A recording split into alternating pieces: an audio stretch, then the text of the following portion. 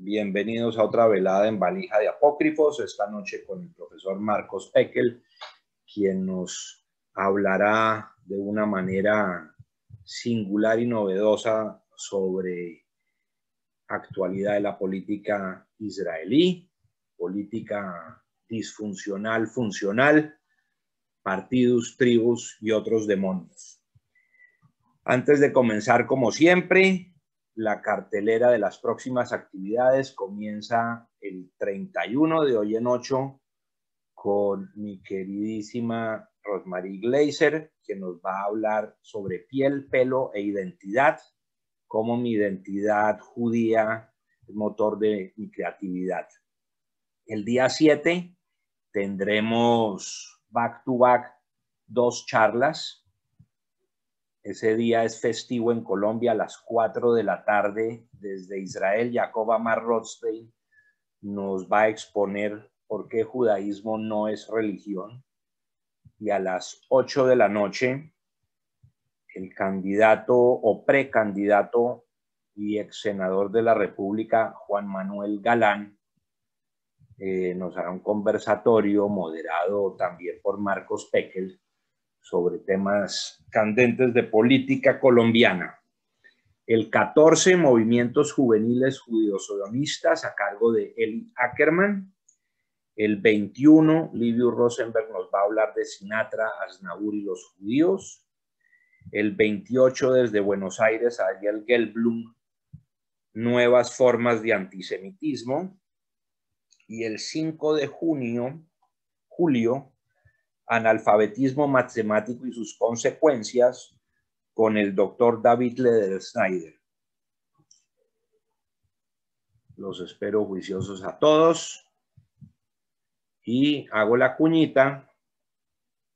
Tengo planeado comenzar a viajar a mediados de julio. Entonces estoy contratando ad honorem voluntarios para que puedan y quieran manejar estas charlas de lunes en la noche y podamos mantener el ritmo habitual. Así que quien quiera o conozca de alguien, bienvenidos a comunicarse conmigo por interno y vamos coordinando eso. A todos muchas gracias y mi estimado amigo el profesor Marcos Pekel, el auditorio es todo suyo. Llénenos de cultura, por favor. Buenas noches, Jackie. Muchísimas gracias por la invitación otra vez a estar acá en La Valija. Un saludo a todos los que están acá viéndonos. En Facebook también hay una buena cantidad de personas y los que están en el Zoom. El tema de hoy es muy interesante cómo en Israel hay tribus y cómo los partidos políticos se constituyen alrededor de las tribus y cuáles son las posibles intersecciones que hay. Pero eso obviamente tiene que ver con el comienzo del sionismo. Israel, el Yishuv, o sea, la población judía en Palestina, tanto en el Imperio Otomano, pero más durante el mandato británico, se organizó ya políticamente y muy democráticamente.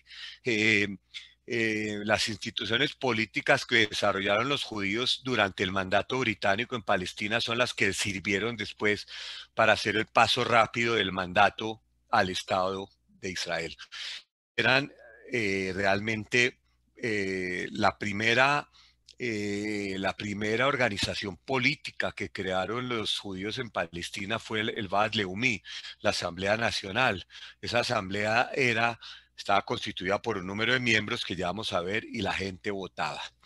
Pero ¿quién era la población judía en Palestina en ese entonces? Estaba compuesta por judíos que habían vivido ahí desde tiempos inmemoriales, religiosos, en Hebrón, en Sfat, en Jerusalén, no tenían nada que ver con el sionismo. Es más, muchos no tuvieron casi ningún contacto con sionistas. Los sionistas los dejaron tranquilos, ellos dejaron tranquilos a los sionistas, y son las comunidades religiosas. En el año 1850, estamos hablando de unos 5.000 judíos en la totalidad del territorio de lo que es Eretz Israel, y y esas eran las comunidades religiosas que fueron creciendo también por crecimiento natural de esas mismas comunidades que no se mezclaban con nadie y ahí vivían en paz.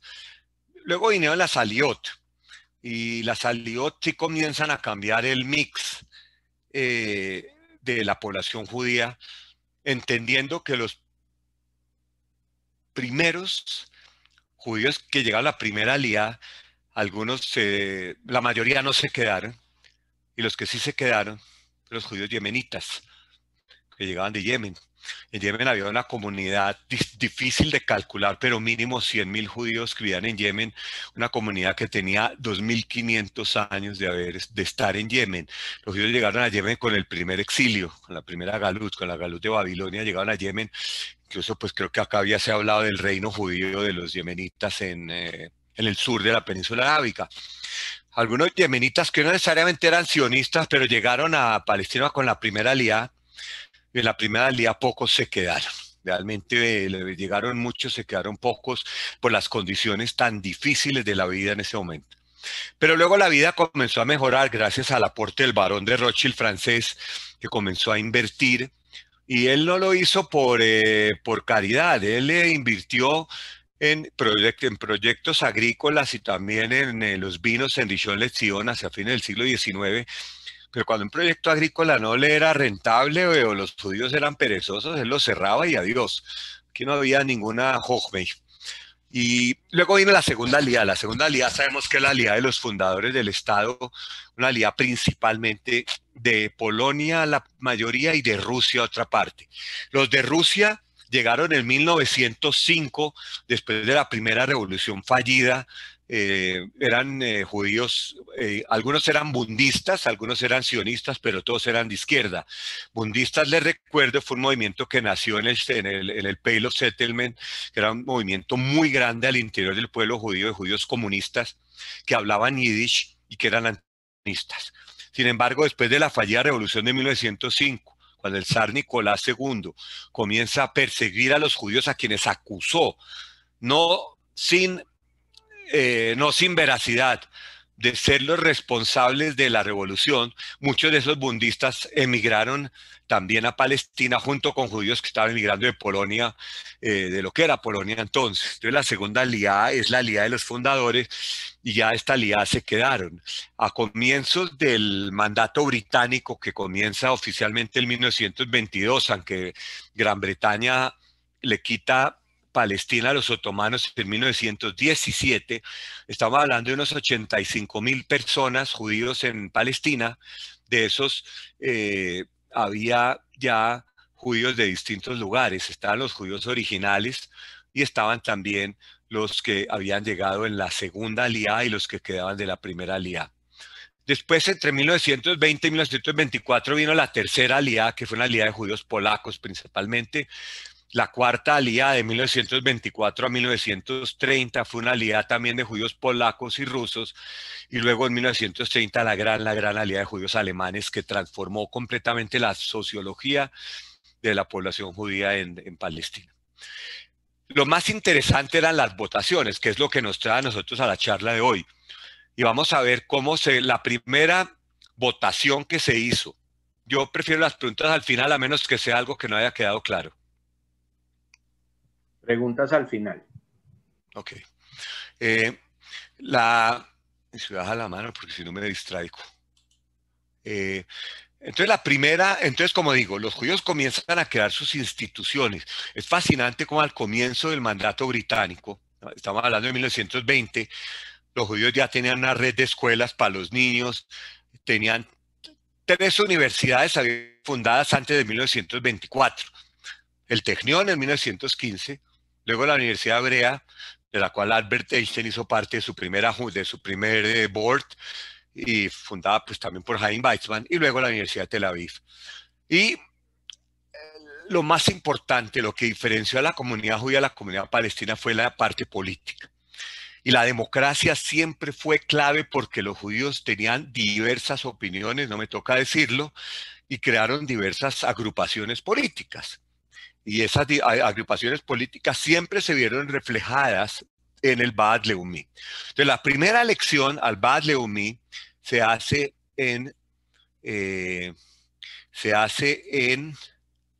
me perdí, se hace en, ya les voy a dar el resultado, acá está, ok, acá. Entonces la primera elección al Ba'ath Leumi se hace en, en 1920, el 19 de abril de 1920. Es increíble acá quienes votaron. Mira la cantidad de partidos que había. El Ba'ath Leumi estaba compuesto por 314 escaños. En esa elección votaron 22.000 de los 26.000 judíos que podían votar. En la época del mandato británico, de acuerdo al texto del mandato, las comunidades, la comunidad árabe y la comunidad judía en Palestina, podían desarrollar sus propias instituciones y tenían que hacerlo. Y los judíos desarrollaron sus instituciones basado en esta Ba'ath Leumi. El Ba'ath Leumi nombraba al ejecutivo, que era una especie de gobierno en ciernes de los judíos en Palestina, el cual Ben Gurión durante muchos años fue la cabeza de ese ejecutivo. Este Ba'ath Leumi se basa en el sistema parlamentario, que sería el que adoptaría Israel, y el cual voy a hacer algunas aclaraciones más adelante.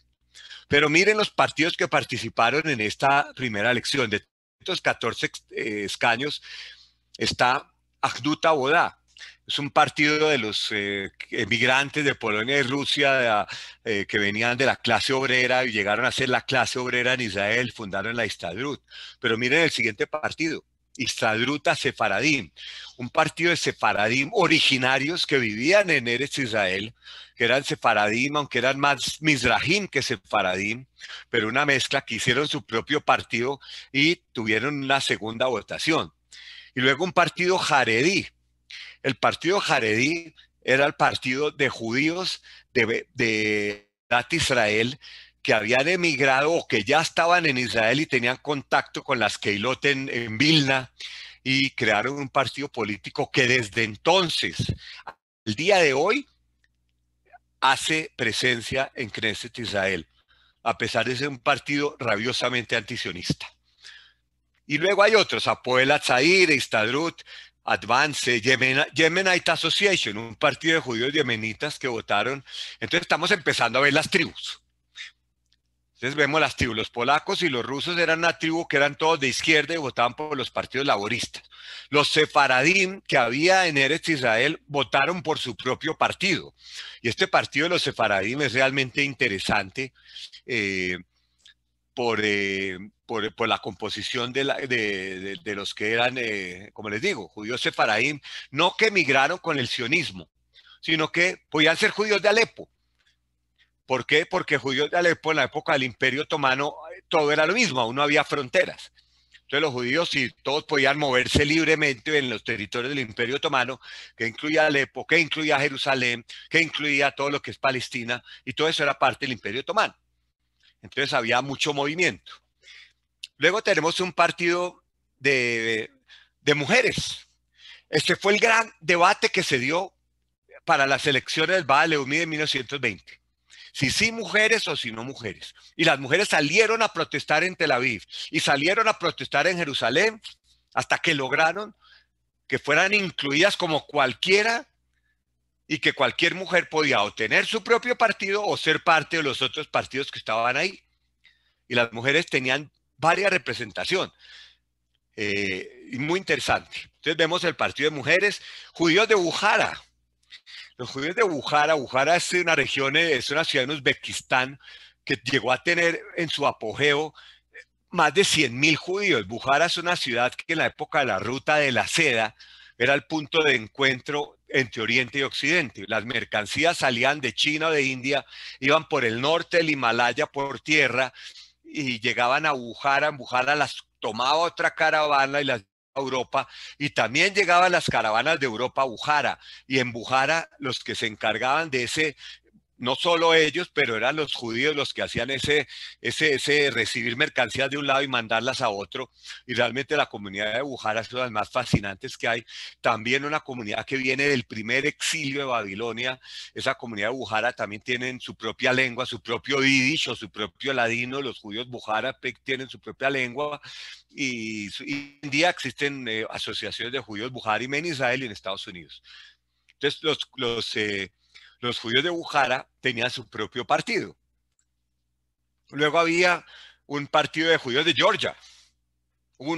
Georgia, pues en su momento los judíos de Georgia, una comunidad gigantesca, y tenían su propio. Entonces estamos viendo ya las tribus, cómo las tribus van volviéndose partidos políticos. Y Maccabi siempre tuvo también participación en esta primera Ba'ath Leumi. Las elecciones para el Ba'ath Leumi se hicieron en 4 ocasiones, en el 1920, en 1925, en 1932 y en 1944, por distintas razones. Por ejemplo, durante los años de la Gran Revuelta Árabe-Palestina, entre el 36 y el 39 no se hicieron elecciones. Durante la Segunda Guerra Mundial se hicieron al puro final. Acá vemos el último Ba'ath Leumi que se eligió. A mano derecha estaba primero y estaba a mano izquierda. Este fue el último Ba'ath Leumi, fue muy importante porque aquí saldría lo que después vendría a ser ya la Knesset Israel. Mapai, el partido Mifleget Poalei Israel, en donde el partido de Ben Gurión y todos los laboristas, emigrantes de Polonia y Rusia principalmente, el principal partido, que eventualmente sería el Partido Laborista. Luego había el partido más izquierda, el partido de Ber Borojov, Shomer Hatzair, que también tenía una participación muy importante, más de izquierda que Mapai, todos completamente sionistas, obviamente la cabeza intelectual de Shomer Hatzair, Ber Borojov, judío ruso, que escribió mucho sobre la simbiosis entre el sionismo y el socialismo. Está Apoel Mizrahi, que son los obreros judíos religiosos que crearon su propio partido, Mizrahi, que son judíos orientales, es decir, los judíos Mizrahim, no separadim, Mizrahim, judíos que habían emigrado quizás de Irak, quizás de Siria, quizás de Yemen también, aunque los yemenitas todavía tenían su propio partido.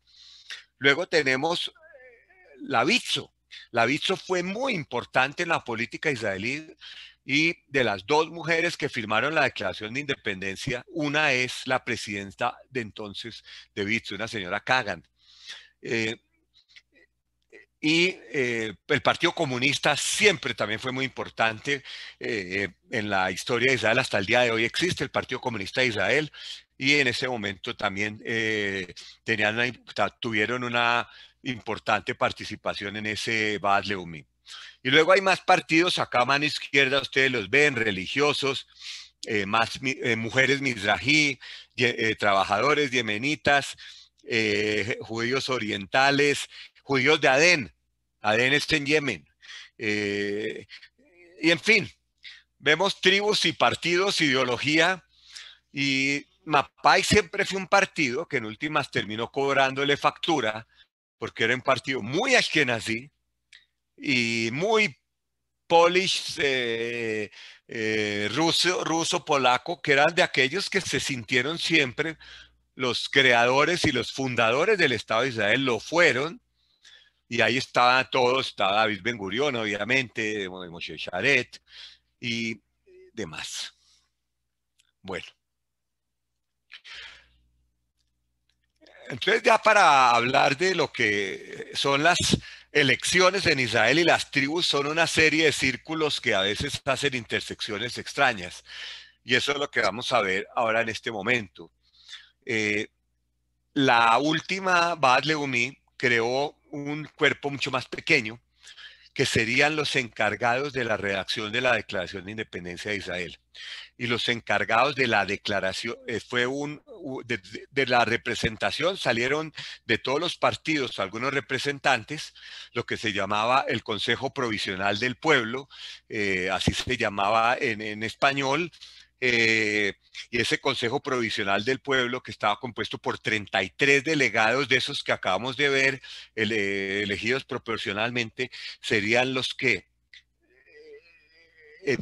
declararían la independencia de Israel el 14 de mayo de 1948, firmarían la declaración de independencia y llamarían a elecciones, y las primeras elecciones en Israel, donde se establecería la primera Knesset de Israel, también asumió el rol de Asamblea Nacional Constituyente.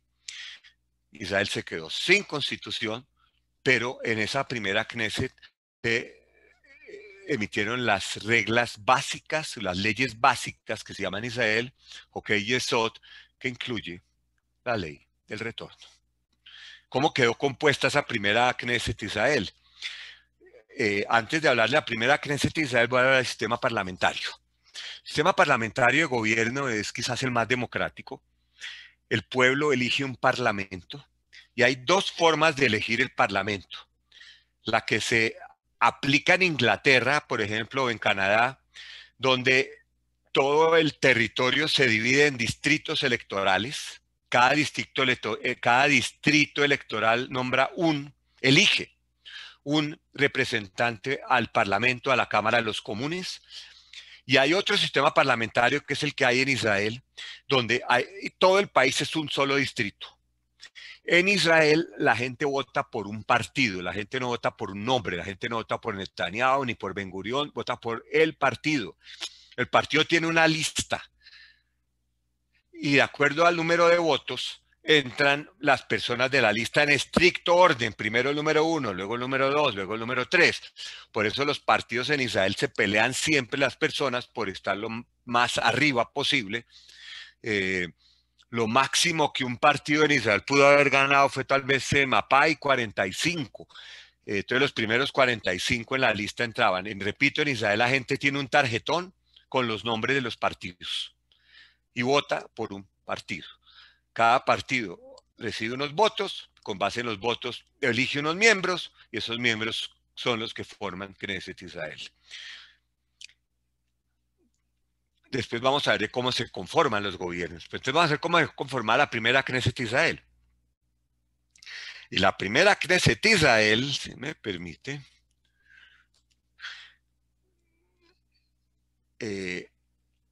tiene que ver con lo que vamos a ver nosotros acá. Y es con la afiliación religiosa que existe en Israel.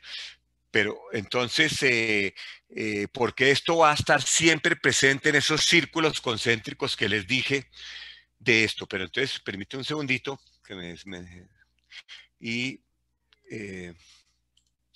Antes de hablar de eso,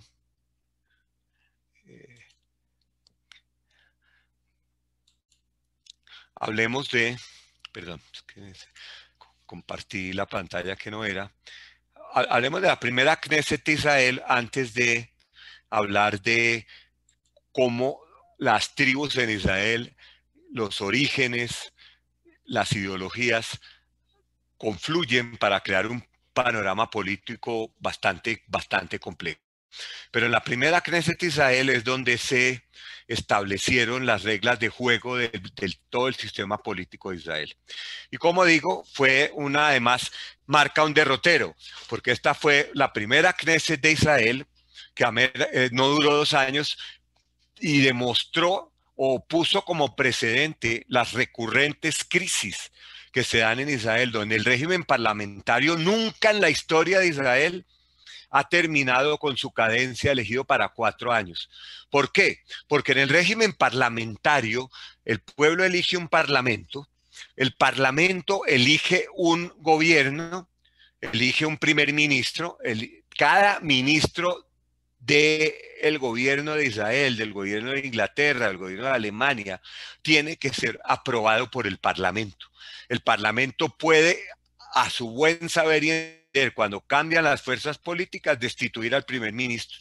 No tiene ningún problema. Una moción de censura, así se llama, en el lenguaje parlamentario, una moción de censura al primer ministro acaba con el gobierno. Y esa es la forma que funciona el régimen parlamentario. Y el régimen parlamentario en Israel al comienzo tenía un umbral del 1%. O sea, imagine la cantidad de partidos que en su momento pudieron entrar. Ese ha venido subiendo, subiendo, subiendo. Hoy en día el umbral en Israel es el 3.25%. Está la primera Knesset de Israel, Mapay, el partido de Ben Gurión de toda la vida. Después 46, eso es lo más que un partido se obtuvo en las elecciones de Israel. En un parlamento de 120 que se había determinado en el Consejo Provisional del Pueblo que el Parlamento tendría 120.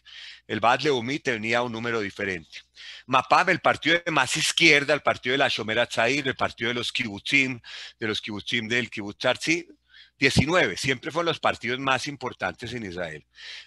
Y siempre también hubo un partido muy importante, Frente Religioso Unido. Esto Frente Religioso Unido, que en su momento fue el Mafdal, Mifleget Dati Leumi, que por años participó así con personas como Joseph Burg y como su gran referente, era un partido sionista religioso, de sionistas, muchos de los cuales habían emigrado y eran religiosos. Y desde este partido religioso se ha atomizado, pero por años hizo parte de los gobiernos de Israel.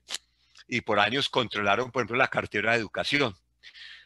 En ese momento, antes de la primera Knesset, Ben Gurión hizo un pacto con los religiosos, que es un pacto que hasta el día de hoy existe, en el medio del cual se crea la Rabanut, los sistemas educativos religiosos separados, el sistema educativo laico, y que los rabinos no se meten en los temas del Estado y el Estado no se mete en el tema de los rabinos, lo cual es completamente falso, ambas pasan, pero es importante entender que los rabinos principales de Israel, el rabino Ashkenazí, Arraba Rashid de Israel y el rabino sefaradí Rishon LeZion, son nombrados por la Knesset. Luego viene Herut, nuestro gran partido de Vladimir Zev Jabotinsky, Menachem Begin, su líder en aquel momento, pues fue el cuarto partido. Y luego hay otros partidos y nos vamos a uno muy interesante, Maki, Miflega Comunista Israelí, el Partido Comunista de Israel. Y miren ustedes, lista democrática de Nazaret, una lista árabe que hizo parte del primer gobierno de Israel. Entonces no es cierto que los partidos árabes nunca hayan hecho parte del gobierno de Israel, ese sí.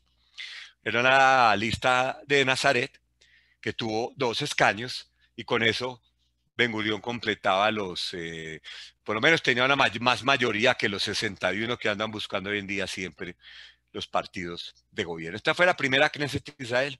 Comunidades sefaradíes tenían lo suyo, los yemenitas tenían el suyo, el Avizo seguía siendo un partido político en Israel y los sionistas generales eran sionistas que no comulgaban con el socialismo. Entonces estos eventualmente se unieron con el Likud. Siempre estuvieron luchando por la privatización de las empresas, etcétera. El gran líder del partido de los sionistas generales fue Gideon Hausner, que eventualmente sería el fiscal en el juicio de Weizmann. Bueno, entonces habiendo visto esta primera Knesset de Israel tan interesante, nos vamos a lo que yo llamo son las tribus. Y las tribus en Israel tienen que ver con varias cosas. Acá tenemos la composición religiosa de Israel. ¿Ha cambiado o no ha cambiado tanto? Realmente sigue siendo bastante similar hoy que lo que pudo haber sido al comienzo con la independencia de Israel. En aquel momento, el número de árabes en Israel al momento de la independencia era más o menos un 20%, y hoy sigue siendo lo mismo. Estamos hablando de 600,000 judíos y unos 170,000 árabes que hacían parte de lo que fue el Israel al comienzo. Entonces tenemos judíos 75%, musulmanes hoy en día 17%, cristianos, los drusos, que son una minoría importante en Israel, y otros. Esos otros son cualquier cosa. Esta es la composición religiosa de Israel, donde se da la primera gran división entre judíos y no judíos. Luego tenemos los judíos. Luego esto lo tenemos más granulado el mismo.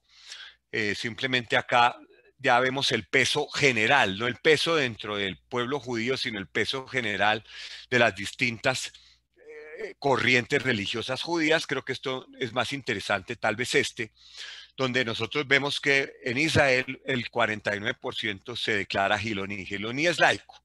Eso significa que es un laico. Un laico puede ser de una persona que no cumple absolutamente con nada y que no conoce o no le interesa nada el judaísmo, hasta las personas que cumplen con ciertas tradiciones. Masortí acá nuestra, que cumplen con tradiciones, que hacen ser de Pesaj, que en Yom Kippur de pronto ayunan, de pronto no, pero no van a la sinagoga. En Hanukkah van a la playa. Esos son Gilonim en Israel, la mayoría de la población en Israel es Giloní. Luego tenemos los Haredim, que son los ultraortodoxos, que son también, no se deben meter todos en la misma bolsa. Hay varios, los vamos a ver. Los Datí son el grupo religioso sionista que hoy en día hace parte de lo que son principalmente asentamientos en Judea y Samaria, y religiosos que hoy en día es un grupo poblacional que crece bastante. Son los judíos que se ven con kippah srugá, o sea, capa de tejido, en todas partes, también en Tel Aviv, también en Haifa, también en otros. Y Masortí es un grupo de judíos que realmente cumplen las tradiciones con mucha más, no necesariamente son conservativos, sino que cumplen las tradiciones con mayor intensidad que los Giloní. Van a la sinagoga una vez al año, se declaran a sí mismos Masortí. Este es, digamos, el breakdown de la población judía dentro de Israel. Acá vemos algo muy interesante. Acá la vemos por edades. Y estos son figuras actuales. Entonces, si ustedes ven de 0 a 4, el peso que tiene de 0 a los ultraortodoxos, por ejemplo, es mucho mayor que el que tiene en el grupo de edad de 80 a 84, donde casi no hay.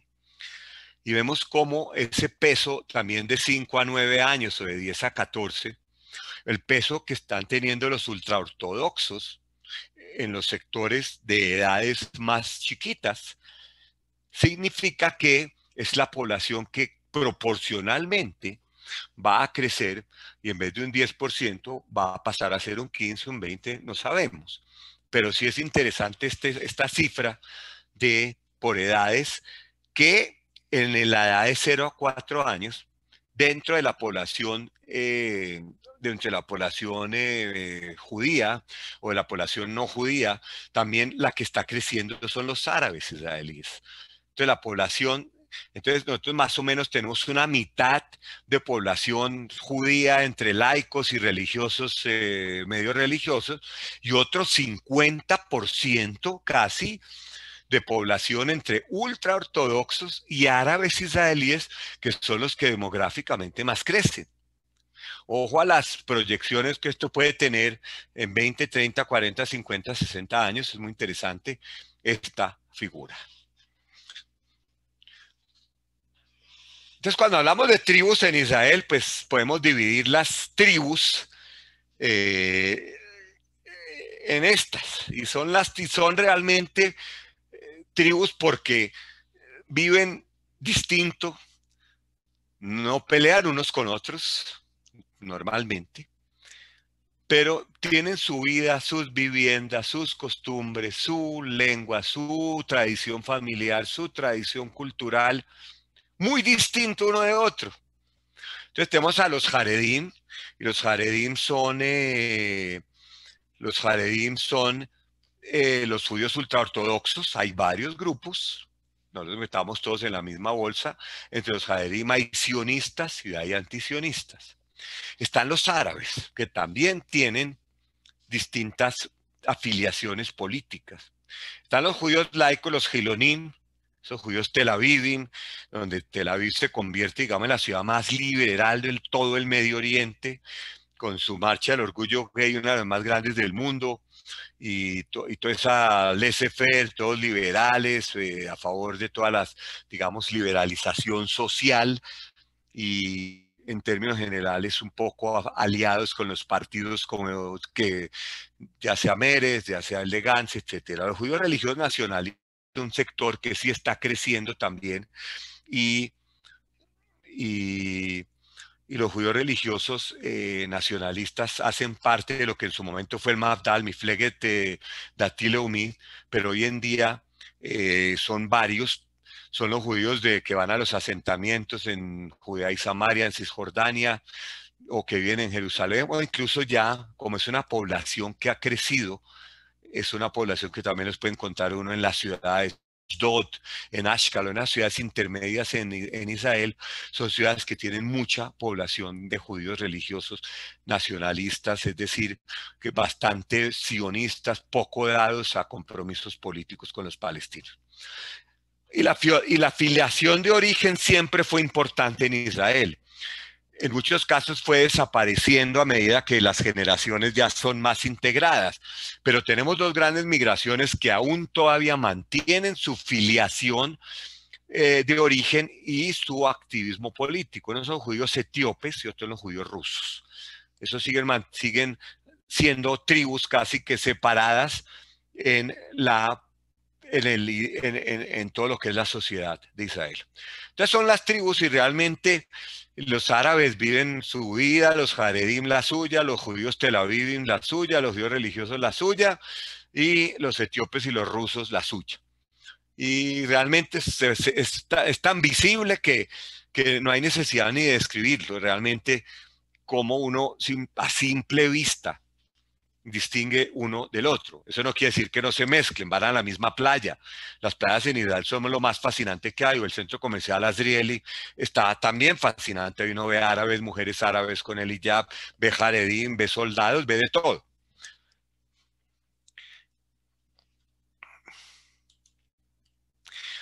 Y tenemos otras fallas que existen en Israel que también dan pie a la filial política, la de siempre Ashkenazim, Sefaradim, Mizrahim, pero los Mizrahim realmente se han unido muchos con los Sefaradim, aunque realmente no, los Mizrahim son más antiguos que todos, de lejos los Mizrahim tienen su origen en el exilio de Babilonia, porque recordemos que cuando el exilio de Babilonia cuando finalmente Babilonia es destruida por los persas, el famoso decreto de Ciro permitiendo el regreso de los judíos a su tierra, solo el 25% regresaron, el 75% se quedó en Babilonia porque nadie quería regresar a una tierra donde no había nada.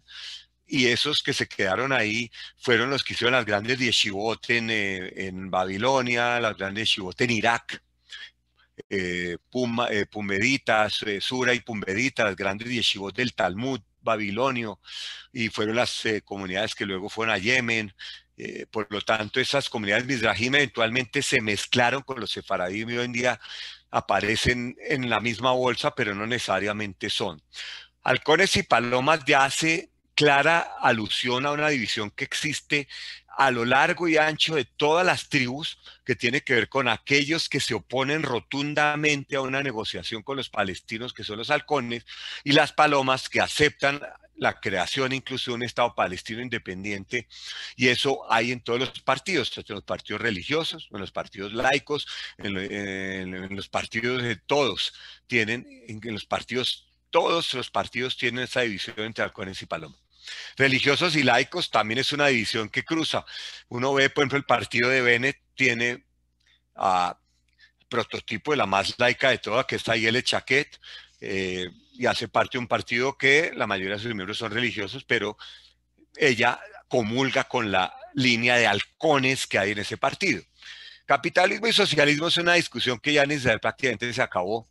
Fue importante hasta el gobierno de los años 80, cuando ya el socialismo que vivía en Israel fue una Argentina en su momento, cuando llegó Israel, tuvo hiperinflación en los años 80, le quitaron ceros a los billetes, luego le volvieron a quitar más ceros a los billetes, hasta que Israel cogió la cartilla del Fondo Monetario Internacional, privatizó el ALI, privatizó una cantidad de empresas y se volvió el motor capitalista que es hoy en día. Y la división entre árabes y judíos. Entonces, estas divisiones se juntan con estas divisiones y ahí tenemos el panorama político de Israel, que es más o menos, podemos verlo así, una cantidad de, cada círculo es una tribu o una ideología. Y tienen varias intersecciones. Entonces nosotros vemos religiosos que son muy de izquierda y muy palomas, como Abraham Burke, y tenemos alguien como fue en su momento Rafael Eitan, no confundir con Rafi Eitan, Rafael Eitan que fue Ramatkal del ejército, que era ultraderechista, que venía de un kibutz y era ultrachista y se fundó un partido a la derecha del Likud en su momento con Eula Cohen. Entonces tenemos acá toda una serie de intersecciones realmente complejas. Esta Knesset ya la vimos. Y vamos a ver cuándo se da el gran tsunami, ya que está de moda esa palabreja. El gran tsunami en Israel se da en las elecciones de 1977 para la novena Knesset Israel. Hasta ese entonces, el Partido Laborista, los emigrantes, hijos de emigrantes Ashkenazim, totalmente Ashkenazim. Recordemos que los sefaradim tuvieron una vida muy dura en Israel, especialmente los judíos que eran de los países árabes, que hacen parte de los sefaradim mizrahim, los judíos que llegaron de Yemen, los judíos que llegaron de Irak. Los judíos que llegaron de Irak, 130.000 judíos fueron expulsados de Irak. La mitad de ellos eran multimillonarios en Irak. Bagdad en 1930 era una ciudad donde el 40-30% de la población era judía. Los judíos eran dueños de tierras, eran dueños de todos los negocios de importación, import-export. Y llegaron judíos multimillonarios de Irak a vivir en carpas, en lo que se llamó las Mabarot. Y los judíos ashkenazim, fundadores del sionismo, siempre vieron con desdén a esos judíos que eran de los países árabes, con bastante desdén. Eso es un episodio que no podemos ignorarlo en la historia de Israel. Pero Israel como Estado hizo todo lo necesario para que pronto salieran de esas Mahabarot. Las Mahabarot son los campos de refugiados y se integraran a la vida. Hubo ciudades enteras que se crearon, las llamadas Arayot Pituah, son ciudades que se crearon para judíos que llegaron de esos países árabes.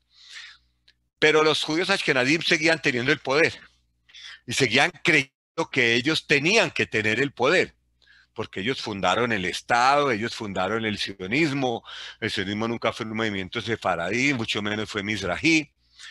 Entonces se sentían los dueños del país. Y llegó 1977, el señor Menachem Begin, que era de la extrema derecha, era más polaco que todos, nació o Brest-Litovsk en Bielorrusia. Sí fue muy inteligente. Él entendió que los ashkenazim socialistas nunca iban a estar con él, que él había peleado contra ellos desde el Irgun contra la Ganá, y poco a poco fue haciendo trabajo político con los judíos, especialmente los marroquíes. Y llegaron las elecciones de 1977 y cambió para siempre el panorama electoral en Israel. Nunca volvió a ser lo mismo. Ganó el Likud. Ganó Menachem Begin, cuyo segundo en la lista era un judío marroquí, David Levy, que llegó a ser el primer ministro de la Relaciones Exteriores de Israel. No hablaba sino árabe, hablaba inglés, francés hablaba. Y fue el primer ministro de las Relaciones Exteriores de Israel que no era ashkenazí. Y Menachem Begin fue muy, muy inteligente en usar ese resentimiento contra el sistema, no contra él. Y realmente ese tsunami que se dio termina con los gobiernos de David Ben Gurión, luego vino Moshe Sharet, luego volvió Ben Gurión, luego vino Levi Eshkol, luego vino Golda Meir, luego vino Isaac Rabin, y el Likud gana las elecciones, y la Knesset Israel, el gran tsunami. El Partido Laborista se pegó un tramacazo, el alineamiento se llama Maharaj en Israel es alineamiento, y Menachem Begin sacó 43 votos. Ese partido Dash que aparece ahí, dirigido por Yigael Yadin, son esos partidos que en Israel siempre han estado. Es como el partido Cajol Labán, como partidos anteriores que se crean y se desaparecen de un centro en Israel que nunca encontró un equilibrio, un centro político, un centro económico. Dash, Yigael Yadin, fue el primer líder de la Ganá, fue comandante de Tzahal, arqueólogo, el que encontró los rollos del Mar Muerto, fue el dirigente de ese partido Dash. Y acá se dio el gran tsunami. Menachem Begin es elegido primer ministro de Israel. Acá un tema interesante en esa elección para la novena Knesset de Israel, y es que el umbral era 1%. Ahí ustedes ven un señor que se llama Flato Sharon, criminal francés, que estaba pedido en extradición por el gobierno de Francia. Había estafado a medio Francia y luego se volvió a Israel. Conocida la historia, ¿no? Para que no lo extraditaran, se hizo elegir a la Knesset. Con 20.000 votos le eligieron a la Knesset. Él llegó a Israel y empezó a regalar casas. Construyó urbanizaciones y regaló las casas. Los señores de las casas pues votaron por él, entró a la Knesset y lo extraditaron. Después finalmente nunca supe qué pasó con Flato Sharon.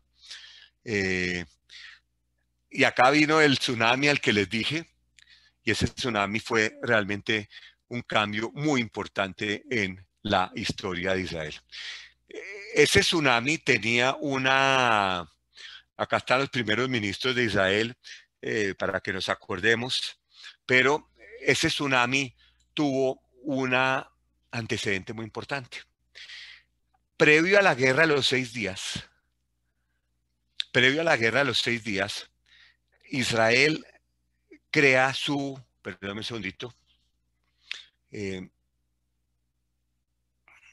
su primer gobierno de unidad nacional entre 1967 y 1969. Gobierno de unidad nacional en Israel significa que partidos opositores se juntan ante una situación de crisis. Y el primer gobierno de unidad nacional en Israel ha habido 200 partidos políticos. De entre 1949 y 1967 hubo 13 gobiernos en Israel. No necesariamente hubo elecciones, a veces el mismo parlamento cambiaba, como les digo, el parlamento tiene 4 años y puede cambiar el gobierno a la medida que se consigan las mayorías. El primer gobierno de unidad nacional vino antes de la guerra de los 6 días. Todas las circunstancias que se estaban dando, de Nasser, la retórica de Nasser, el retiro de las fuerzas de Naciones Unidas, el bloqueo de los estrechos del Tirán, el movimiento de tropas de Nasser en el Sinaí, se hace el primer gobierno de unidad nacional, en el cual el señor Menachem Begin hace parte de él, y el ministro de Defensa nombrado Moshe Dayan, y ese fue un gobierno dirigido por Levi Eshkol. Ese tema de los gobiernos de unidad nacional sería recurrente después en la historia de Israel, y habría varios gobiernos de unidad nacional posteriormente. Vuelvo a... Entonces, este gobierno de unidad nacional, ¿por qué se da? Previo a la guerra de los 6 días, se unieron todos los partidos judíos en un solo gobierno, dirigido por Levi Eshkol, que el ministro de Defensa fue Moshe Dayan. Importante ese dato como precedente a otros gobiernos de unidad nacional que habría después ante distintas circunstancias que tuvo que enfrentar Israel. Entonces volvemos a compartir. Entonces ya vamos a irnos un poco a lo que nosotros tenemos hoy en Israel. ¿Ven la pantalla ahí? Partidos Haredim, ¿sí? Perfectamente. Ok. Entonces los partidos Haredim en Israel. ¿Quiénes son los Haredim? Los Haredim son los ultraortodoxos. Los ultraortodoxos son los partidos que representan a las comunidades religiosas. Las comunidades ultraortodoxas son varias y son muy variadas. Y si usted va caminando por Mea Shearim o por Bnei Brak, usted puede distinguir a una persona ultrarreligiosa de qué secta es, de qué dinastía rabínica es, por la forma en que están vestidos, por si tienen peyes o no, por si los peyes están enrollados o alargados. Todo eso identifica a un judío jaredí de otro. El primer partido jaredí que se funda es Agudat Israel, que se funda en Polonia para hacer realmente política al interior de la comunidad judía en el Pale of Settlement, que todavía existía, o en Polonia, en las comunidades de Polonia, en los Tetels. Agudat Israel es fascinante, pues es un partido que se funda de una coalición entre Mitnagdim y Hasidim. Después de 200 años, casi 250 años de conflicto entre los Mitnagdim y los Hasidim, recordemos, los Hasidim fueron fundados, el Baal Shem Tov fue uno de los fundadores del movimiento Hasidim, y los Mitnagdim tenían como líder al Gaón de Vilna. El Gaón de Vilna consideraba a los Hasidim herejes, no los consideraba judíos. Cuando un Hasid quería llegar a Vilna, el Gaón de Vilna llamaba a la policía y los mandaba a sacar. Ese fue un conflicto fuertísimo que se da siglo XVIII, XIX, en que también la Haskalah, los Maskilim también harían parte de eso. En 1912 se juntan, ya esa pelea no tenía más razón de ser, y fundan el primer partido Jaredí Agudat Israel. Agudat Israel estuvo en Naciones Unidas haciendo lobby contra la resolución de partición. Y hizo lobby con judíos en Estados Unidos, hizo lobby con judíos en Gran Bretaña, para que la resolución de partición no fuera aprobada, para que no se creara ese Estado sionista que ellos llamaban. Sin embargo, han participado en todas las creencias de Israel, han hecho parte de las coaliciones de gobierno, nunca han aceptado ministerios. Ellos dicen que no pueden ser ministros de un gobierno sionista, pero si reciben el Geld para el yeshivot y para todo el sistema educativo que tienen. Estos partidos eventualmente se partió en varios, pero luego viene Shas. Y Shas es un partido que lo fundó el rabino Ovadia Yosef, que es el padre del actual rabino, el Rishon LeZion, el rabino Ovadia Yosef, creo que de origen marroquí, ya que corríjame, estoy equivocado. Y Shas funda el partido Shas, el rabino Ovadia Yosef, que es, Shas significa, es un partido sionista y parte de la organización sionista mundial. ¿Qué significa Itagdut? Asefaradim, Alamit, Shomrei Torah. Y Shas ha sido protagonista en el mapa político de Israel desde su fundación. Son sefaradim, son sionistas, y tiene un debate interno que lo está quebrando por dentro, porque las mujeres quieren ser parte de la lista de Shas a la Knesset. Hasta ahora no lo han logrado, pero ha habido protestas en los barrios religiosos de Sefaradim por el tema de las mujeres que quieren ser parte de esto. Ok. Y luego viene Yahadut Torah, que es el heredero de Agudat Israel. Aquí ya funciona un poco distinto. Yahadut Torah tiene a Agudat Israel como uno de sus partidos, pero acá están los ultraortodoxos Ashkenazim, que vienen de las grandes dinastías rabínicas. Ger, Vishnitz, Belz, Moetzet, Dolei Torah y los Litaim. Los Litaim son los judíos lituanos. Entonces, partidos religiosos, entonces son interesantes. Tienen, hoy en día, entre los dos partidos religiosos pueden tener 15, 16 miembros en la Knesset. Son muy importantes y no están casados con el Likud. Han estado en los gobiernos laboristas también. En el tema palestino-israelí están divididos. Aunque últimamente, especialmente el partido Shas, mucho más de derecha en el tema del conflicto palestino-israelí, mucho más halcón, el partido Yahadut Torah no tiene ni siquiera posición en ese sentido y pueden tener algunos grupos o personas que apoyan un Estado palestino, otras que no. Pero han sido los que han sido el ancla para que Menachem Begin pudiera gobernar los años que ha estado en el poder desde que ganó las elecciones cuando cayó Ehud Olmert.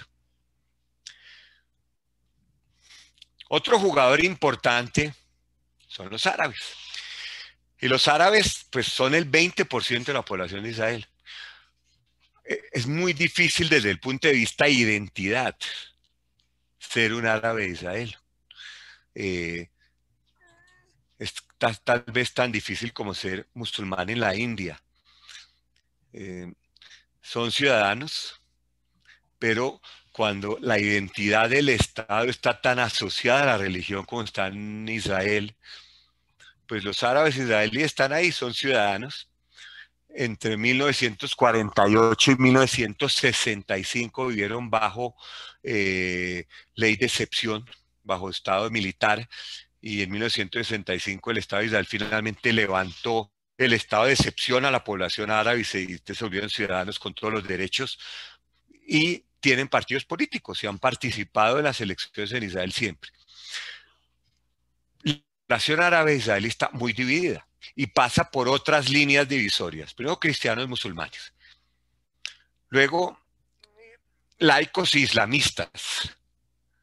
Y luego, de acuerdo al lugar de donde vienen, los de Nazaret, los de el Fajen y los de otras regiones de Israel, todos tienen su propia identidad, su propia tribu, su propia tradición. Hoy en día los árabes tienen los partidos que participan en las elecciones de parte de la población árabe, 20% de Israel. O sea, si las matemáticas fueran perfectas, los árabes en Israel tendrían más o menos unos 24 miembros del Parlamento. Hoy en día tienen 13, 14, 12, 8, pero recuerden lo que les mostré al comienzo, de 0 a 4 años, de 4 a 6 años, ¿no? Entonces, partidos árabes, hoy en día hay un partido muy interesante, un partido islamista dirigido por Mansur Abbas, que obtuvo 4 escaños en la Knesset actual y que hace casi que su presencia imprescindible para que se pueda crear gobierno en Israel, a menos que se cree un gobierno de unidad nacional. Y a pesar de que es un partido islamista, encuentra mucho en común con los partidos religiosos sionistas por el tema de la religión.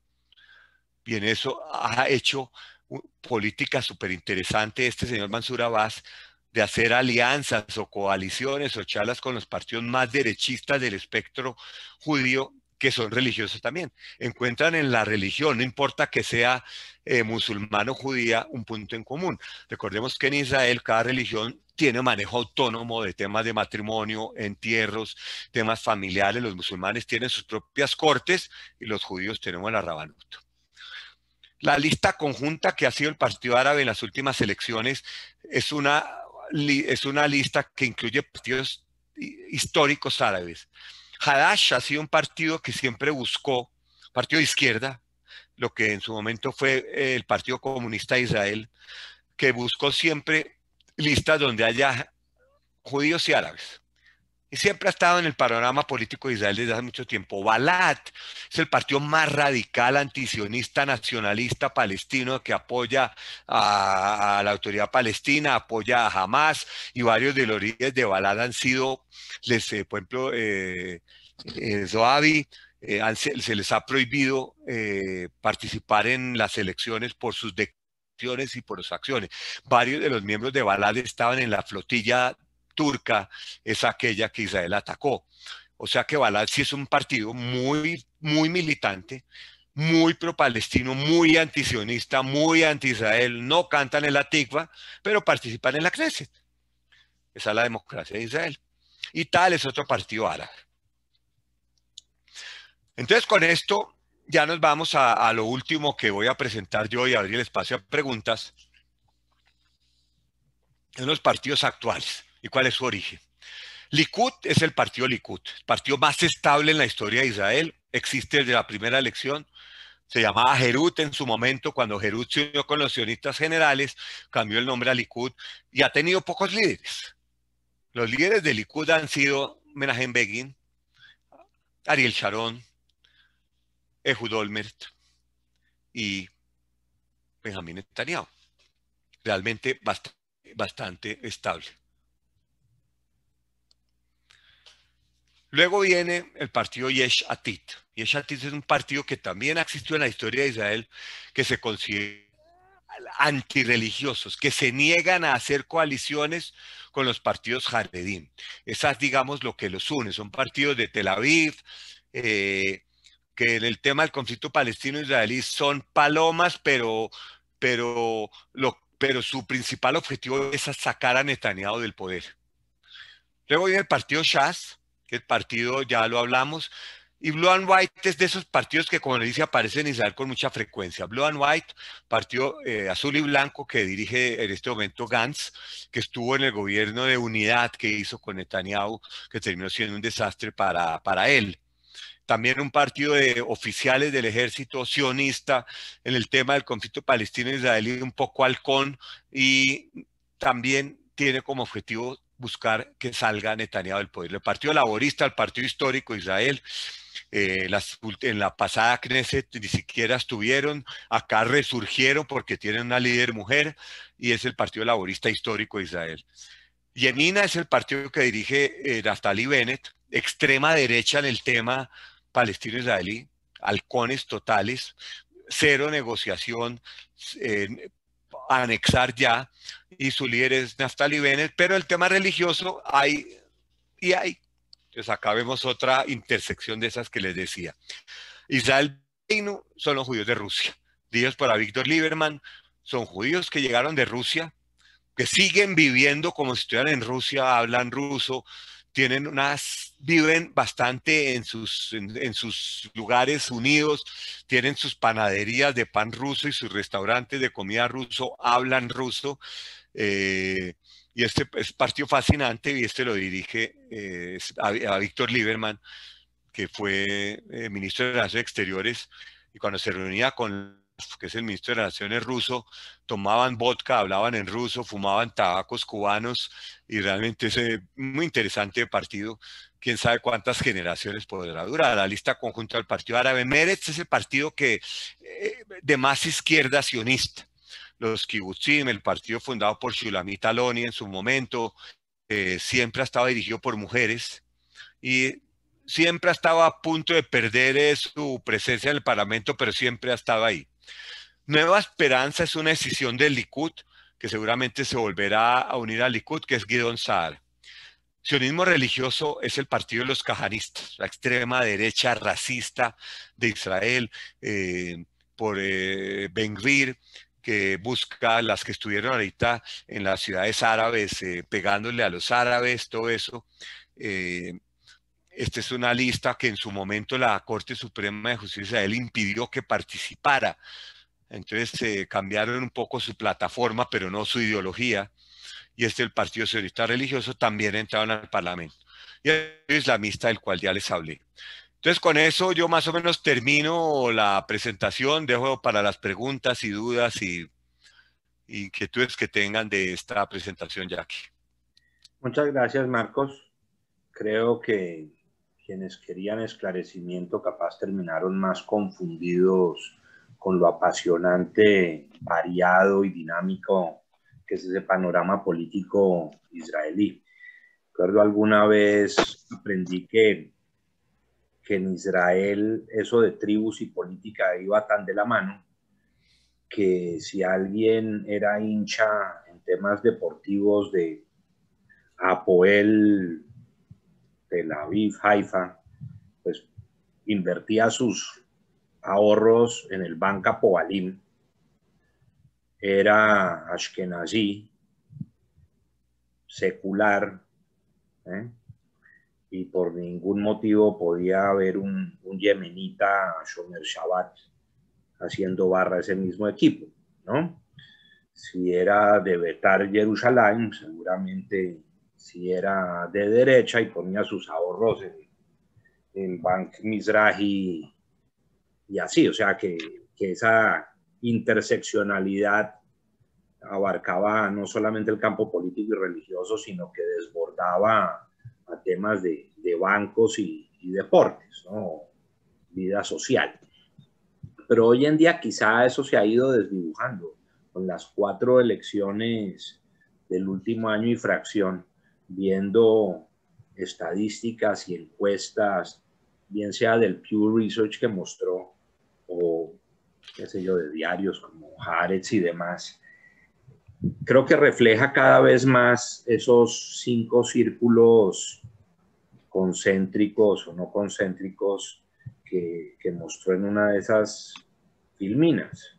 Y es que ya no es tan claro que si alguien es del Likud se vaya a oponer a un acuerdo de paz. Y eso hace que el panorama sea cada vez más difícil, pero quizá más propenso a futuro a generar alianzas que quizá hace poco tiempo se concebían o eran inconcebibles, ¿no? Creo que la gran pregunta con la que nos quedamos todos es, ¿y qué va a pasar ahora? ¿No? No sé si se atreva a apostarle a un panorama político a corto plazo, Marcos. Sí, yo no veo cómo no va a haber quintas elecciones, Jackie. No veo cómo se va a poder armar gobierno de un lado o del otro. Por lo tanto, creo que nos vamos a ir a quintas elecciones, a menos de que haya un gobierno nacional. Y eso sería dirigido por quién, y eso sería la gran duda. Si no hay gobierno de unidad nacional, nos vamos a quintas elecciones. Hay chance de que, o qué se necesitaría para que un gobierno pueda formarse prescindiendo de los partidos religiosos. Que se unan partidos que están divididos en el tema de Israel-Palestina, por ejemplo. Y que se una Yamina, el partido de Bennett, con el partido de Lapid y con Meretz. O sea, estamos hablando de unos matrimonios bastante complejos. ¿Y Y qué haría para, qué se necesita para que ellos se seduzcan mutuamente? sacar a Netanyahu y sacar a los religiosos sería lo único que los uniría a un gobierno de poca duración, pero una vez Netanyahu esté fuera del poder ya no vuelve, porque ya el Likud tendría que nombrar otro líder y ahí puede ser Gideon Sar o puede ser otros. Por lo tanto, sería gobierno de poca duración, porque el objetivo de varios partidos es sacar a Netanyahu como sea del poder. Una vez sale Netanyahu ya no vuelve y ya empiezan ellos a reventarse entre ellos. Sería un gobierno de duración muy limitada, con rotaciones extrañas de que un primer ministro 6 meses, luego el otro 6 meses, o uno un año y el otro un año. O sea, sería... Lo bueno de Israel es que tiene un deep state bastante fuerte, un estado profundo, o sea que puede estar sin gobierno como estuvo España 2 años. Israel también ha estado sin gobierno prácticamente con gobiernos encargados. Bueno, El tiene a último gobierno, Bélgica, que después de 3 años terminó eligiendo a o una. Bélgica, exacto, sí. Entonces, pues son partidos que son estados muy conformados. Entonces el gobierno a veces parece ser más un impedimento para avanzar. Pero creo que, según lo veo, yo no veo cómo puede haber gobierno en este momento, salvo que sea de unidad nacional y que caiga y no sabría quién lo dirigiría. Tendría que ser Netanyahu, que es el que más escaños tiene, pero nadie firmaría un acuerdo de rotación con Netanyahu porque no lo cumplió con Gantz, entonces, ¿por qué lo va a cumplir con otro? Marcos, No sé, Camilo Marcos, tenía una pregunta. Luego creo que David Snyder también quiere hacer una pregunta. sí. Por favor. Marcos, me parece a corto plazo es una situación, a largo plazo es algo un poco diferente. Con el crecimiento de los grupos religiosos en Israel y obviamente los grupos árabes en Israel, el panorama político depende o va a depender exclusivamente en gran parte en lo que los religiosos tengan que decir en el país. Y con un nivel bastante diferente de pensamiento y educación entre ellos y el resto del país, el país se va a mover a una situación que es un poco intolerable, por lo menos así lo vemos desde los Estados Unidos. La pregunta que te quiero hacer es, dentro de ese panorama no quedan muchas alternativas, hay que de alguna manera traer a esos grupos a una perspectiva diferente de lo que está pasando en el país. Desde tu punto de vista, ¿qué crees que son, no, potencialmente algunas de las cosas que los partidos un poco más liberales, si lo podemos llamar de eso, le podrían ofrecer a los grupos religiosos para poder hacer coaliciones con ellos? Primero que todo, David, me hago muchísimo gusto saludarlo. Eh, Mire, hacer proyecciones a 20 años en el mundo de hoy es algo muy complejo.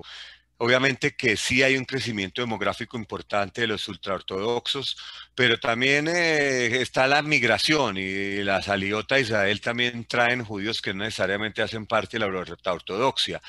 Eh, Más preocupante es, David, usted que vive en Estados Unidos, lo que está pasando, quizá no diría ruptura, pero sí la situación que se da de alienación entre grandes sectores de la comunidad judía con Israel, por distintas razones, ya sea por el tema religioso, ya sea porque en el Cótel no han podido abrir la sección de mixta, ya sea porque la Rabá no reconoce las conversiones que quiere y no las que no quiere, o ya sea por el mismo tema del conflicto palestino-israelí. Esa situación que se vive en la comunidad de Estados Unidos, pues la conozco porque trabajo con las organizaciones de Estados Unidos, eso es un tema preocupante.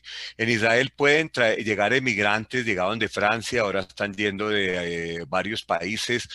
Esos, digamos, emigrantes no son ultraortodoxos. Entonces, en parte, equilibran un poco la balanza del crecimiento de los ultraortodoxos en Israel. Sin embargo, usted me habló a corto plazo, ahora a largo plazo, a 50, 60, 70 años, que es imposible hacer predicciones, podría estar hablando de una población ultraortodoxa en Israel cercana al 30%, y ellos votan de acuerdo a las órdenes del rabino, y ahí eso hará. Todas las coaliciones de Israel han trabajado con los ultraortodoxos. Creo que ha habido intentos de ambos lados de trabajar junto en varias cosas y que son más lo que los une que lo que los separa. Y ha habido, por ejemplo, hoy en día uno ve muchos ultraortodoxos en el Tecnión, dando las carreras más avanzadas de ingeniería. Hay algunas sectas que no lo permiten, pero unas que sí lo permiten. El COVID fue muy interesante lo que pasó en Bnei Brak. Bnei Brak fue el ground zero del COVID en Israel al comienzo. Y cuando llegaba el ejército de Israel a cerrar la zona, al principio lo recibían con piedras.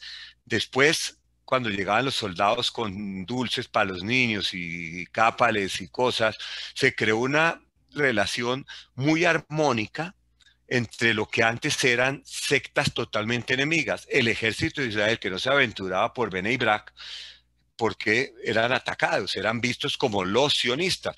Y si ustedes vieron Shtisel, en la película Shtisel, cuando hay una exhibición de la Fuerza Aérea de Israel, que el profesor les dice a los niños que tienen prohibido verla, todos van y la ven.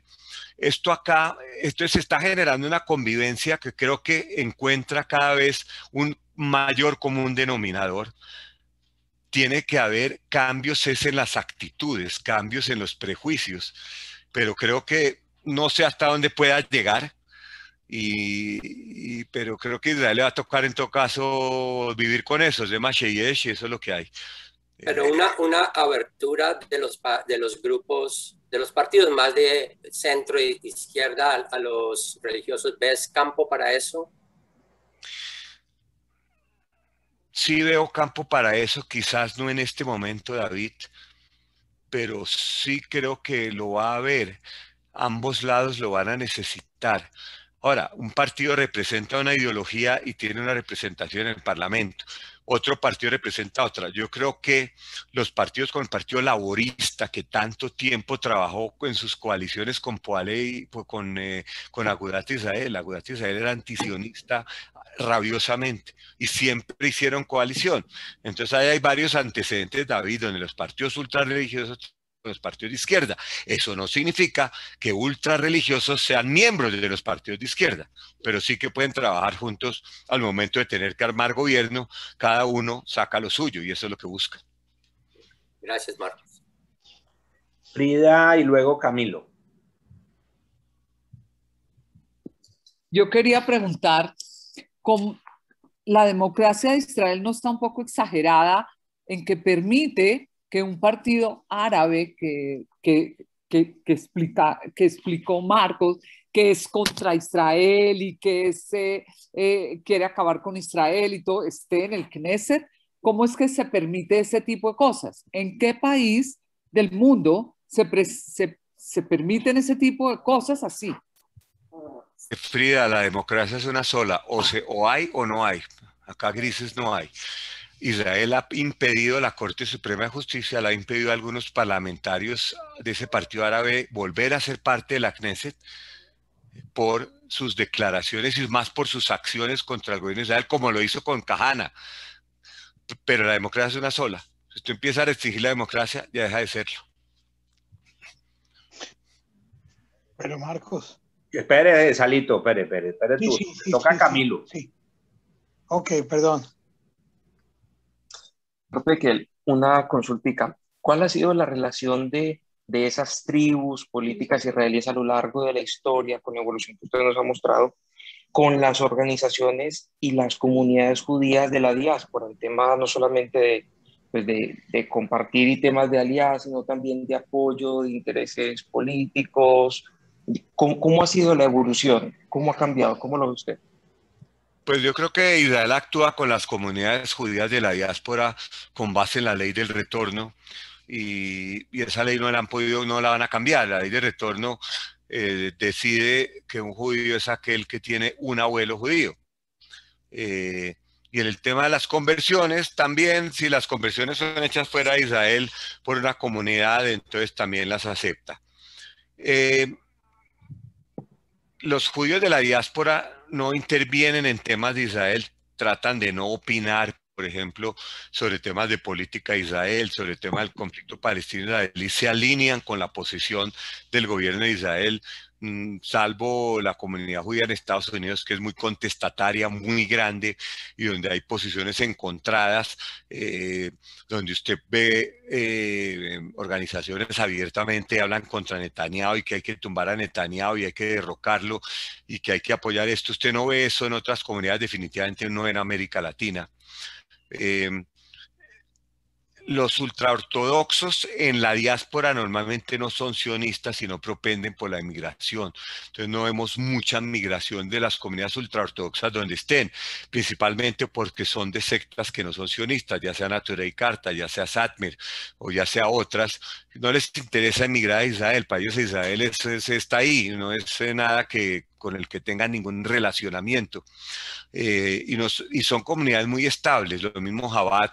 Chabad es una comunidad que es sionista, ahí entre comillas un poco, pero apoyan al Estado de Israel pero no emigran, ellos no promueven la emigración a Israel. Entonces, creo que la relación es mucho más diferente. Como digo, los ultraortodoxos no emigran a Israel, los que emigran a Israel son personas que pueden tener una posición frente al conflicto palestino-israelí, o sea, halcones o palomas, su origen étnico no lo pueden cambiar, son ashkenazim o sefaradim hoy en día, y llegan a Israel y se meten en ese melting pot en cualquiera de esos círculos concéntricos. No son las mismas divisiones que hay en Israel. Ahora, la diáspora, en algunos lugares, sí se da esa división entre ultraortodoxos y no ultraortodoxos, pero no es tan virulenta como puede serlo en Israel. Recuerdo que hace quizá 30 años hubo alguna reunión de esas especiales con líderes de la diáspora en Israel y en su momento se llegó a un pacto de caballeros donde las comunidades tenían licencia para opinar de todo, salvo en temas de seguridad. Fue el pacto que hizo Blaustein, el que era el presidente de la American Jewish Community, con David Ben Gurion, en que Israel no intervenía en los asuntos de las comunidades y las comunidades no intervenían en asuntos de Israel, pero eso está haciendo agua ahora, aquí en temas como el cótel, en temas como las conversiones, en temas como con el kashrut, y incluso el mismo gobierno actual de Israel, el que está encargado, porque en Israel no hay gobierno, con la ministra de las diásporas, ella estaba tratando de crear un mecanismo de participación de la diáspora en algunas decisiones que toma Israel que afectan más a la diáspora que a Israel. Y el tema del cótel es uno, el tema de las conversiones es otro. Acá en Facebook pregunta Saúl Vivas qué tan viable ve la creación de un único Estado judío-palestino. Pues, entre otras, saludando a mi amigo Saúl, creo que sería lo peor que podría pasar. Claro. Si no solucionamos el tema palestino-israelí con base en la solución de dos estados, nos vamos a deslizar sin quererlo hacia allá. Y si nos deslizamos hacia allá, vamos a estar en una situación demasiado complicada para el Estado de Israel. Porque poblacionalmente en este momento, entre el Jordán y el Mediterráneo, La población es casi igual, hay un poquito más de judíos, hay 6.900.000 judíos contra 6.500.000 árabes, que incluyen los palestinos de los territorios y todo. Por lo tanto, sería un desastre. Yo quisiera pensar que va a surgir el liderazgo en Israel, el liderazgo en Palestina y una mediación internacional que logre en unas circunstancias que tienen que pasar para que se logre la solución de dos estados, si no sería un desastre total. Comparto plenamente.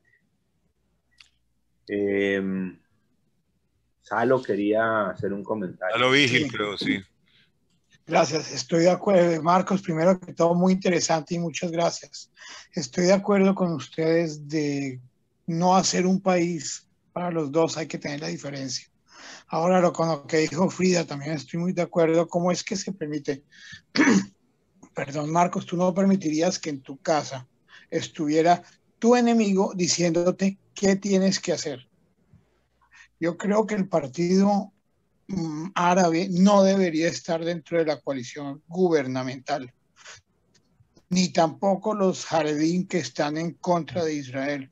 A esa gente deberían limitar. Salo se perdió. Quiero dejar claro que no lo veté, no lo... Salo se congeló.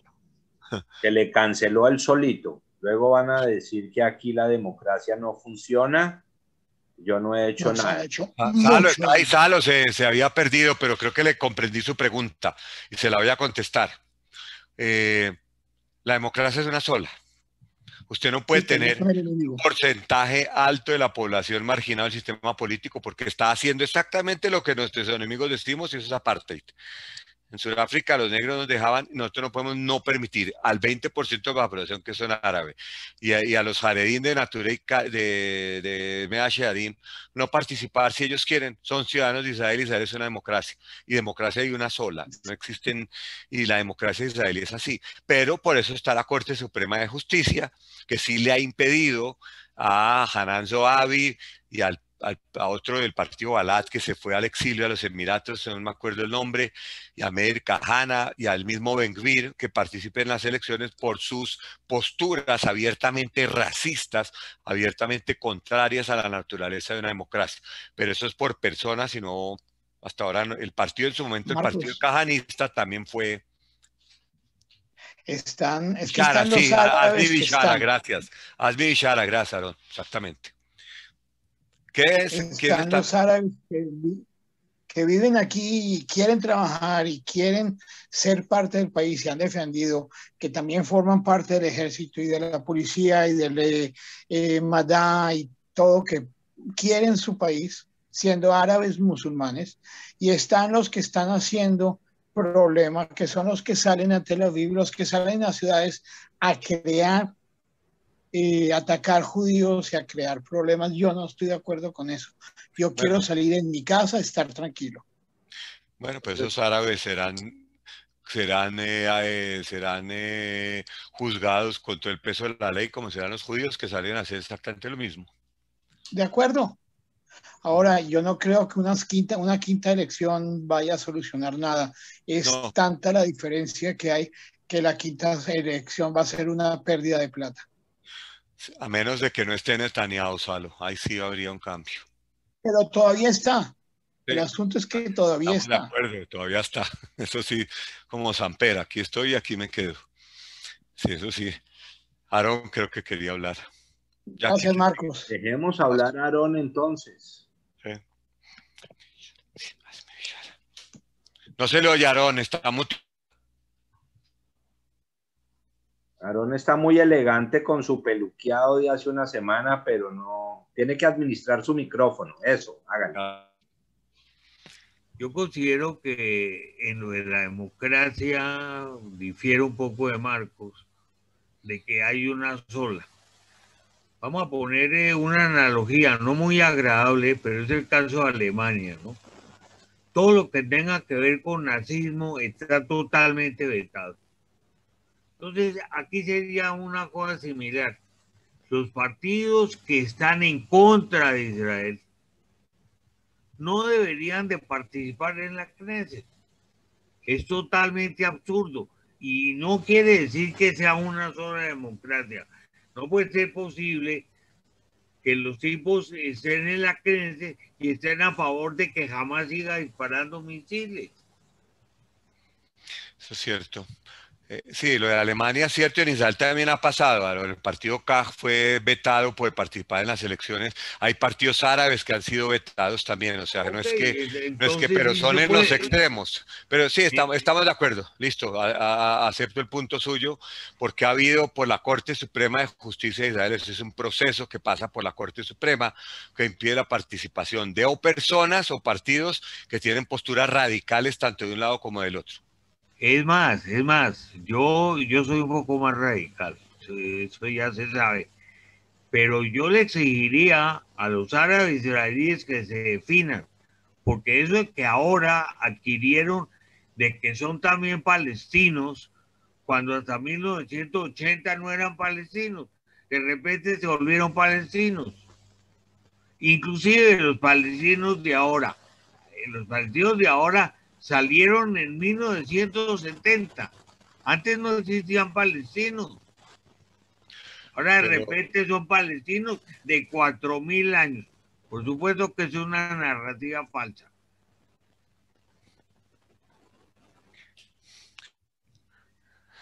Ya. Ya que el tiempo arrecia. Tiempo arrecia. Sí. Otras preguntas. No veo manos alzadas. Estoy curioseando. Aquí pregunta David también el rol de los evangelistas en los partidos políticos, algo que tratamos la semana pasada con Danny Wall. Quiere hablar un poco sobre eso. La influencia eso en Israel no tiene ninguna injerencia, eso pasa en Estados Unidos, pero en Israel pero no. un Heigi y el apoyo financiero Sí. Trasciende a partidos políticos, a elecciones. Sí, porque en Israel las leyes de financiación electoral son muy estrictas y en teoría no puede haber financiación externa, pero siempre la ha habido. Los partidos evangélicos en Israel, en Estados Unidos y también en América Latina, pues tienen una postura muy pro Israel y eso es un hecho, pero no creo que tenga que ver nada con la charla de hoy. Ya para ir cerrando, don Jack. Ahí está mi amigo Marky, que ¿Tiene otra pregunta? Saluda a mi amigo Mark, que no sé si está cebollendo, pero ahí lo veo. ¿Y qué es esa bandera que está ahí, Mark? ¿Esa es la bandera confederada al lado de la bandera de Estados Unidos? La bandera confederada. La de la unidad de su hijo, ¿cierto? Exactamente. Mi primo y la unidad de su hijo en el ejército, sí. Eso fue un virtual background que puso mi hijo, que estaba usando mi computador. La bandera de los Estados Unidos a mi izquierda y la bandera del United States Marine Corps a la derecha. Ah, ok, sí. Que su hijo estuvo en Okinawa, ¿no? Su hijo. 6 años en Okinawa. Genial allá. Una maravilla. Motivo de orgullo para la familia. Agradezco a Rosemary su comentario. Gracias, Rosemary, por tu comentario. Y bueno, Herr Goldstein, ¿qué más? Profesor Peckel, muchísimas gracias. Rosmarie, si quieres aprovechar un minutico para darnos un abrebocas de lo que va a ser la charla del próximo lunes. Primera vez que tendremos algo dedicado a arte, creatividad. Claro, con mucho gusto. Gracias por la invitación, Jack. Voy a hablar sobre cómo la identidad judía de alguna manera incidido en mi forma de hacer arte y los diferentes referentes simbólicos que al comienzo no me había dado cuenta que tenían que ver con el judaísmo y están claramente metidos ahí, como la piel, el pelo, son parte de mis materiales para crear. Los esperamos a todos de hoy en 8 para la charla de Rosmarie. A todos ustedes, una feliz noche. Jackie, mil gracias. Gracias, Marcos. De Colombia. Gracias, Marcos. Dicho, no podía hacerme esperar menos de vos. Muchas gracias a todos. Jackie, Buenas gracias. noches. Muchísimas gracias. Buenas noches. Ay, vea, Oded, Gracias. mi querido Oded. Gracias, Marcos. Bueno verlo aquí, Oded. Gracias. Están muy bueno, Marcos. A todos. Muchas gracias. Nos vemos en la Qué próxima. rico verlo. Semanas, ¿no, Jackie? En otra 2 oportunidad, semanas. su turno. 2 semanas volvemos a vernos, ¿no? Sí. Sí, qué bueno. Sí. Y Gracias. Chao, muchas gracias.